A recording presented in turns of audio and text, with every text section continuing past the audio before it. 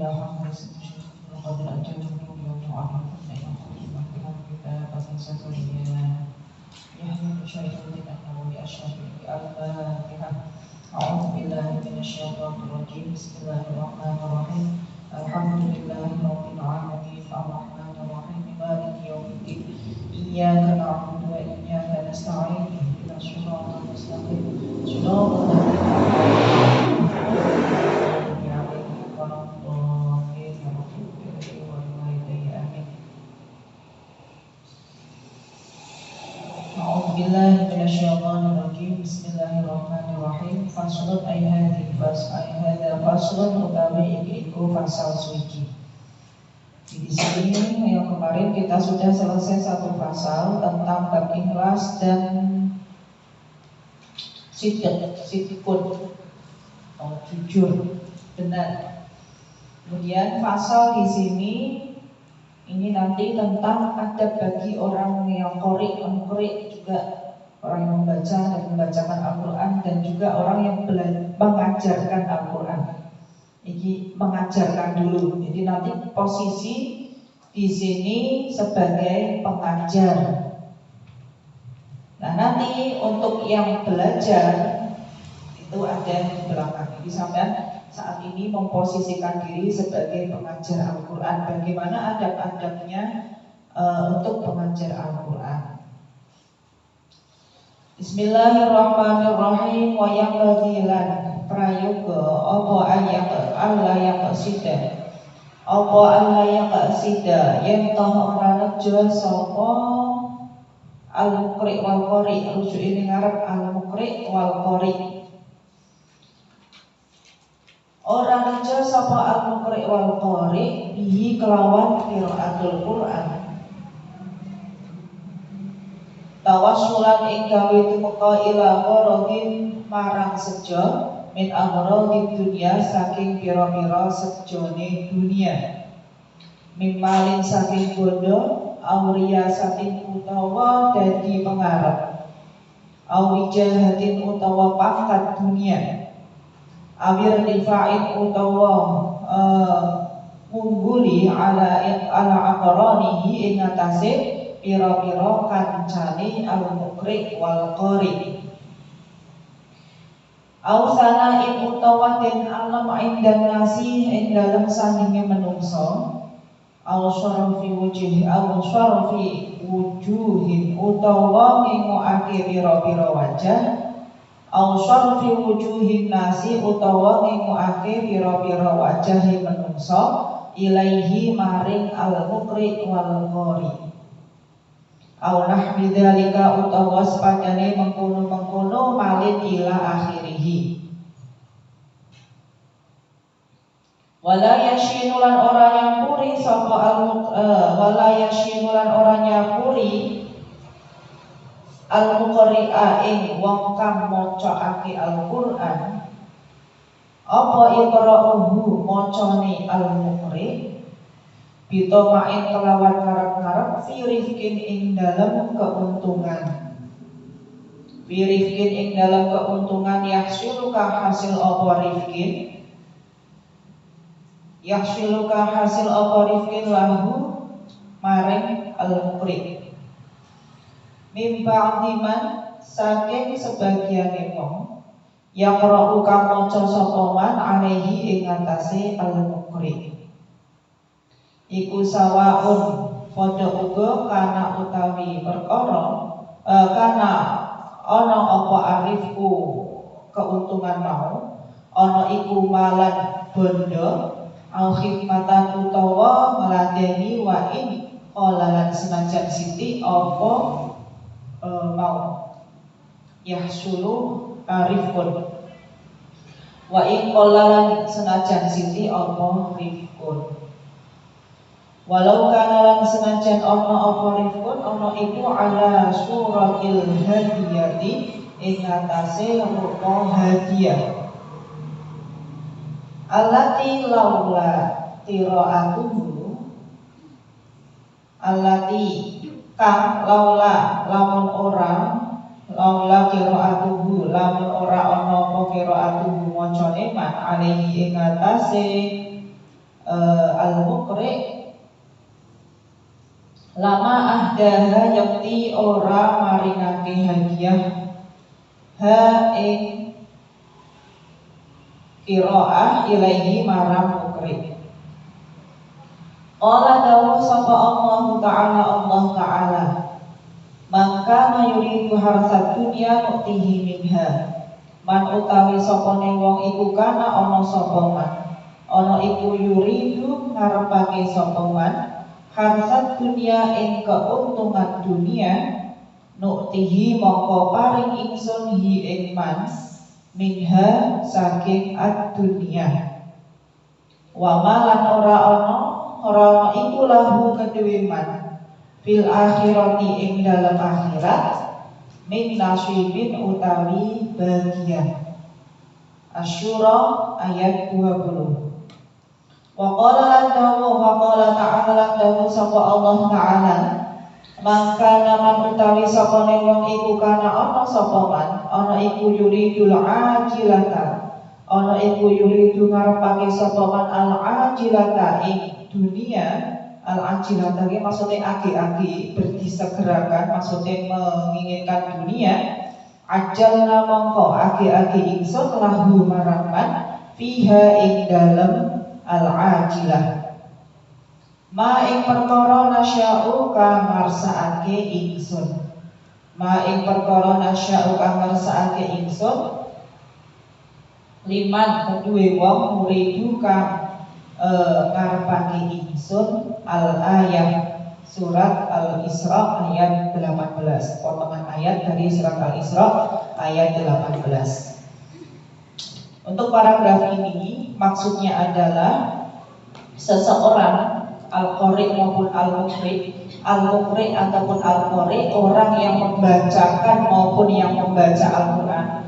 Ini terangke ya, yang membacakan itu berarti dia membacakan kemudian untuk orang lain hadiahnya, pahalanya. Kalau al-qari dia membaca untuk diri sendiri. Orang yang muqri yang membacakan maupun yang membaca Al-Quran hendaklah tidak memaksudkan bacaannya itu sebagai tawasul atau apa jenenge tawasul itu apa ya? Jadi perantara.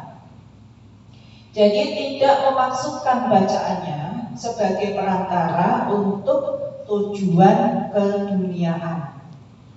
Jadi sampean tidak memaksudkan bacaan Al-Quran ataupun membacakan Al-Quran untuk orang lain tidak untuk tujuan dunia, baik berupa mimali berupa harta ataupun riasa, pengharapan ataupun wijahah, pangkat, amil tifai ala akronihi atau untuk mengungguli temannya, al-sanain atau untuk dipuji menurut manusia, atau untuk syarfin wujuhin nasilai untuk menunjukkan atau menunjukkan wajah orang-orang kepadanya ataupun yang lain. Jadi jangan sampai kita membaca Al-Quran atau membacakan Al-Quran tujuannya untuk mendapatkan harta. Jadi walaupun misalnya memang secara umumnya kalau kita misalkan dipanggil untuk membacakan Al-Quran dalam acara haul misalnya, atau dalam 40 harian, 40 harian, terus 100 hari, 1000 hari dan lain-lain. Itu memang sudah menurut umumnya, karena itu nanti di belakang akan dibahas bagaimana tata cara atau adab orang yang minta dibacakan Al-Quran atau murid yang kepada gurunya nanti ada. Nah sekarang kita pokoknya kalau kita posisi membacakan Al-Quran atau membaca Al-Quran itu jangan sampai kita bertujuan mendapatkan harta. Walaupun itu memang wajar saja, boleh saja kita minta, tapi jangan sampai kita tujuannya seperti itu. Jadi istilahnya sampean misalkan diundang untuk acara haul di konsenaan misal, ya sampean tujuannya pokoknya lillahi ta'ala ikhlas. Masalah nanti bisa moni yo, alhamdulillah. Makanya Kalau seperti itu kan akhirnya kan mau disangoni ini akeh yo sithik yo nrimo, ora disangoni yo nrimo, tapi ora disangoni yo kebangetan. Nanti itu adabnya di belakang. Ini adabnya bagi kita yang membaca. Atau tujuannya agar kita itu mendapatkan pengharapan. Pengennya apa? Misalkan aku gelem baca Al-Quran tapi aku pun dikei misalkan apa? Cek 100 juta misalkan. Itu jangan sampai seperti itu. Ya wes oleh kok. Atau tujuannya mendapatkan pangkat. Maksudnya sampai misalkan gendang atau maca Al-Quran gendang, tapi kok aku dikei jabatan kan jadi kepala seksi ya misalnya, atau ben jadi pejabat. Tujuannya seperti itu. Itu jangan sampai seperti itu. Atau tujuannya untuk mengungguli temannya. Misalkan saingan si A sama si B suka pada laki-laki yang sama, akhirnya dia sergap maca Al-Quran tujuannya biar lebih unggul dari temannya sehingga sing dituju mau ini biar kena awake dhewe misalkan. Paham ya? Itu misalkan si A karo si B atau tak contohnya sapa iki? Elak karo Yani misalkan seneng Muharram misalkan. Misal ya seneng Muharram lah si elake karo si lain mocone ditambahi akeh ben Yani kalah akhirnya Muharram milih elak. Itu enggak boleh seperti itu. Tujuannya harus tujuan yang seperti keduniaan itu harus dihilangkan. Atau supaya dipuji, atau agar orang-orang itu hanya memandang kepadanya, hal-hal yang seperti itu hendaklah dihilangkan. Walaupun awalnya sampai misalkan aku pengen ngapalin Quran soalnya kok delok ngomong sing hafal Quran itu dipuji di daerahnya karena daerahnya memang mungkin jarang sing hafal Quran. Akhirnya aku pengen dipuji wong awalnya seperti itu misalkan. Nah, ketika kita punya tujuan seperti itu harus selalu kita hilangkan. Jadi mungkin awalnya kita bertujuan seperti itu, tapi sedikit demi sedikit harus kita hilangkan agar tujuannya itu lillah. Tuh. Terus wala yashinu al-muqri'u iqra'an bi tama'in rifqin. Tidak menyampuri. Jadi orang yang membaca Al-Quran tidak boleh mencampuri bacaannya dengan tujuan untuk meraih keuntungan. Yang kaya mau tundang acara semaan go acara hall. Jangan sampai kita mikir keuntungannya kok oleh berkat, oleh amplop dan lain-lain. Itu jangan sampai seperti itu. Hilangkan keinginan yang seperti itu. Masa ora oleh masa ya tuan rumahi Pak Tego wis kon macake Al-Qur'an ra digaya apa kan ra mungkin. Tapi kita nggak perlu mikir-mikir sampai ke situ. Sama unkan rifku malan au khidmatan wa ikola, walaupun sedikit. Jadi baik keuntungan itu berupa harta ataupun khidmah, diladeni, walaupun itu sedikit. Walaupun ala suratil hadiah, walaupun dalam bentuk hadiah yang laula qira'atuhu alaihi lama ahdaha ilaihi. Walaupun dalam bentuk hadiah yang kalau dia tidak membaca Al-Quran maka tidak diberi hadiah. Kadang-kadang ada ya, sama undang ngaji misalkan akhirnya kali ini oleh amplop, oleh berkat, oleh klambi misalkan. Yaitu kalau diberi ya nggak apa-apa, tapi jangan sampai kita mengharapkan. Di sini Allah Ta'ala berfirman, maka la yuridul harajat dunia nu'tihi minha wa malahu bil akhirati min nasib. Barang siapa yang menginginkan keuntungan dunia, kami akan berikan darinya, tapi di akhirat dia tidak mendapatkan bagian apapun. Jadi ini langsung firman Allah, sampai sebagai ahli Quran harus tahu. Di surat Asy-Syura ayat 20. Jadi kalau ada orang yang menginginkan keuntungan dunia, pasti Allah kasih.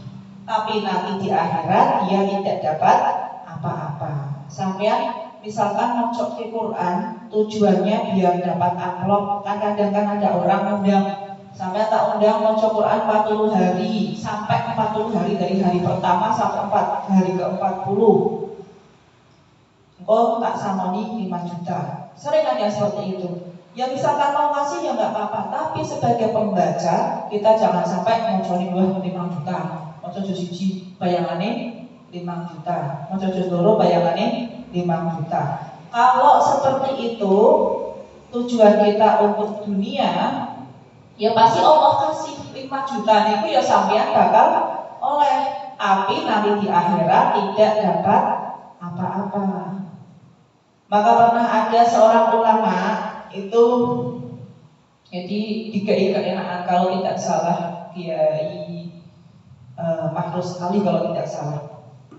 Jadi beliau itu di dunia itu karena kiai ya, mendapatkan yo santrinya akeh, duitnya akeh. Apa sih dipingin itu keturutan terus. Jadi masalah dunia itu beliau tak pernah kekurangan. Tapi beliau nangisnya kenapa? Lah kok malah dikai kesenengan dunia kok malah nangis. Duwe mobil, omah ya gede, duitnya ya akeh, santrine akeh dan macam-macam kok enak kabeh. Tapi beliau nangis. Kenapa nangis? Karena takutnya apa yang dirasakan di dunia ini itu nanti bisa nyaplok bagian akhiratnya. Jadi saking beliau berhati-hatinya, jangan-jangan apa yang saya dapatkan sekarang di dunia itu nanti ini jadi nanti di akhirat saya malah dikurangi. Itu beliau nangisnya seperti itu. Tapi ya Pak Dewi karena masih manusia biasa ya begini yang dunia ya kepengen, yang akhirat ya kepengen. Makanya doanya kan Rabbana atina fid dunya hasanah wa fil akhirati hasanah. Di dunia ya baik api, akhiratnya juga api. Nah tapi ada sebagian yang seperti itu. Yo pinginnya ini kalau dulu zamannya Nabi Isa ada seorang pemuda, itu beliau digoda kalau cewek, digoda kalau cewek seksi, sing pelacur ya. Nah terus sampai kemudian karena dia saking mirainya masuk kamar, itu seorang pedagang keliling. Lah si perempuan ini pokoknya piye caranya ini ben iki bisa takluk. Akhirnya kemudian dikelabui, bilangnya saya mau beli dagangan. Tapi kamu tunggu sebentar di sini, dikontreni, terus omai kabeh dikancingi, terus akhirnya si perempuan tadi menggoda, ini kelamin dicopot kabeh, pokoknya ben piye carane ben pemuda ini takluk. Nah akhirnya karena pemuda ini seorang yang taat kepada Allah, mungkin sing ora taat langsung bayar, langsung santap. Tapi karena dia taat sama Allah, akhirnya dia saya pertama orang nggak mau, tapi kemudian perempuan ini maksa. Kalau kamu tidak mau melayaniku, saya akan teriak dan semua orang akan tahu dikirone dia mau memperkosa perempuan tadi. Nah akhirnya kata pemuda tadi, ya wis tak turuti keinginanmu, tapi syaratnya saya mau ke kamar mandi dulu. Jadi ke kamar mandi, akhirnya kemudian di kamar mandi dilambunke kabeh ning awake. Itu tujuannya apa? Ben perempuan itu wis gelem. Terus setelah lama ditotok-totok keluar dalam keadaan berlumuran kotoran manusia. Akhirnya perempuan tadi ya tak colke. Nah tapi ternyata dia itu di surga, di akhirat itu baunya mau malah jadi minyak misik. Baunya malah lebih melebihi dari minyak misik. Orang mampu itu kenapa kok kamu seperti itu?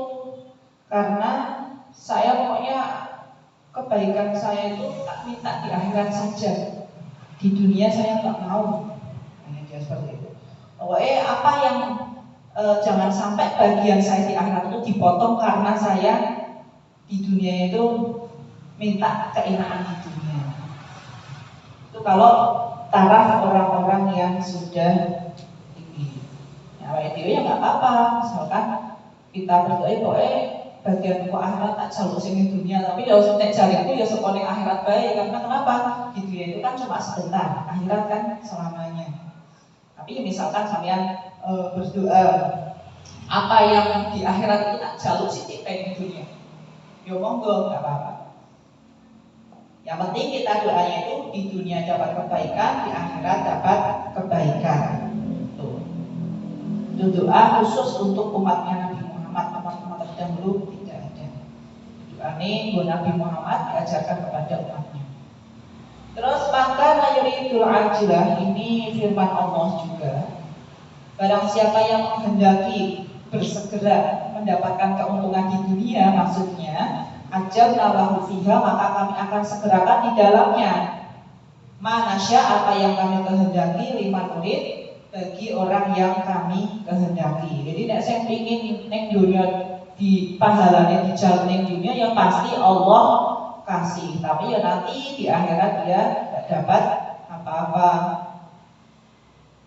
Jadi kita tujuannya, pokoknya intinya untuk paragraf pertama ini, jangan sampai kita meniatkan bacaan kita atau pesan kita dengan tujuan-tujuan yang berupa tujuan dunia, untuk mendapatkan harta, untuk mendapatkan pangkat dan lain-lain. Jadi kembali ke pasal yang sebelumnya, ikhlaskan apa yang sudah kita lakukan semata-mata hanya untuk Allah Ta'ala. Sampai yang deres untuk Allah Ta'ala, sampai yang ngapalke untuk Allah Ta'ala, bukan untuk dipuji, bukan untuk mendapatkan pangkat ataupun pujian dunia, dan pokoknya yang bongso-bongso keduniaan itu dihilangkan. Kalaupun ada sedikit demi sedikit harus dikikis habis sampai habis. Memang tidak mudah, tapi kalau selalu kita coba, pasti bisa. Atau sampai nunjuke deres soalnya kalau ben lancar ya nggak masalah. Cuma kalau seperti itu sampai aku ben deres ben lancar, nek wis lancar akhirnya mandek gitu. Makanya lillah. Kalau tujuan kita ridho Allah, lancari ya oleh, pahalanya ya oleh, akhiratnya ya nanti juga mendapatkan pangkat yang tertinggi.